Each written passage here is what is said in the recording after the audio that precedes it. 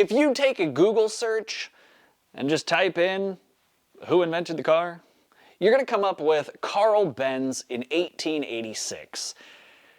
And that'd be cool and all if it was true, because I have a really hard time believing that Carl Benz was the true inventor of the car when we have legislation going back to regulate cars in 1861.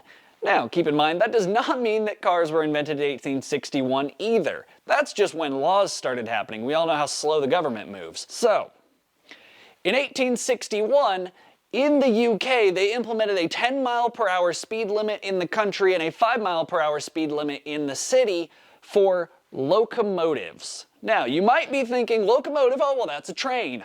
Wrong. They also specify that these self-propelled vehicles have to be piloted by 2 people, and they are driven on standard roads. This is later made even more obvious a couple years later in 1865 with the Red Flag Act, which even further specifies that in order to drive your car at the now lowered speed limits of 4 miles per hour in the country and 2 miles per hour in the city, you also had to have a person walking in front of the car waving a red flag.